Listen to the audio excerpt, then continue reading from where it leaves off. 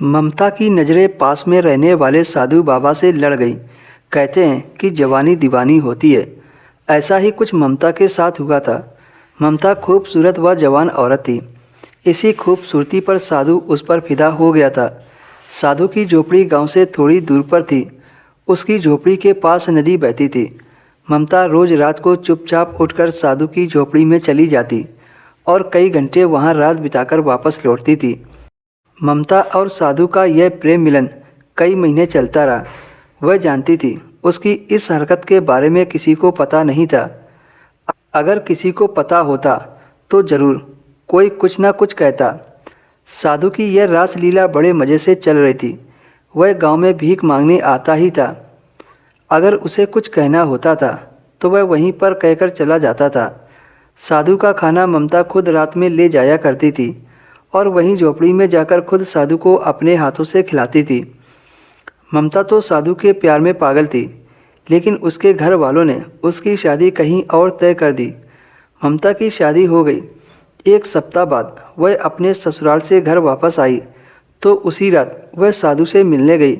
साधु ने ममता को कई थप्पड़ लगा दिए और काफ़ी भला बुरा भी कहा। उसने कहा, तुम अपने पति को छोड़कर मेरे पास क्यों नहीं आ जाती। जैसे तैसे ममता ने साधु को खुश किया। मर्द त्रिया चरित्र के आगे तो माथी खा जाता है, तो वह भी खा गया। जब तक ममता अपने घर पर रही तब तक रोज़ साधु से मिलने जाती रही। एक दिन उसका पति उसे लेने उसके घर आ गया। ममता के पति राजीव के साथ उसके दो दोस्त और आए थे। रात में काफ़ी देर तक खाने पीने का कार्यक्रम चलता रहा। ममता को रात में 12 बजे के बाद समय मिला तो वह अपने प्रेमी का खाना लेकर चल दी। जब वह घर से बाहर जा रही थी उस वक्त उसका पति जाग रहा था। उसने जब आधी रात को घर से बाहर जाते देखा तो उसे बड़ा आश्चर्य हुआ।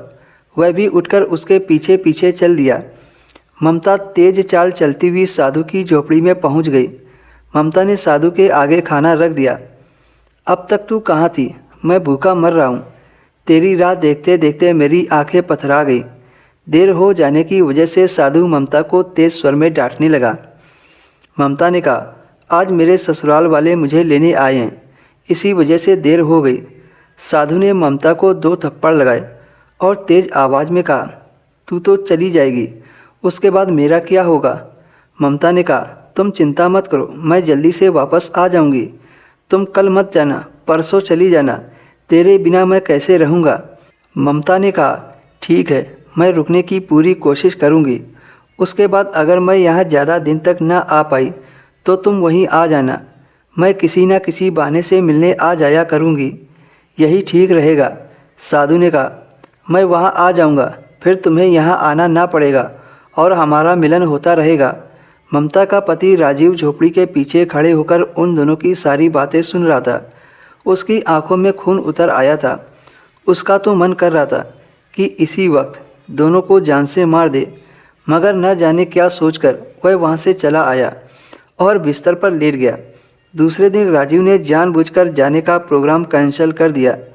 ममता को जब यह पता चला कि जाने का प्रोग्राम कैंसिल हो गया है तो वह बहुत खुश हुई। दूसरे दिन रात में खाना खाने के बाद राजीव चुपचाप वहाँ से चला गया और तेज तेज चलता हुआ उस साधु की झोपड़ी में आया। उसने वहाँ जाकर साधु के कुल्हाड़ी से 2 टुकड़े कर दिए और एक पेड़ पर चढ़ गया और अपने आप को पत्तों से छिपा लिया। करीब आधा घंटे बाद ममता साधु के लिए भोजन लेकर आई। जैसे ही वह वहाँ पहुँची, राजू ने पीछे से इसकी आगे की कहानी आपको नेक्स्ट वीडियो में मिलेगी।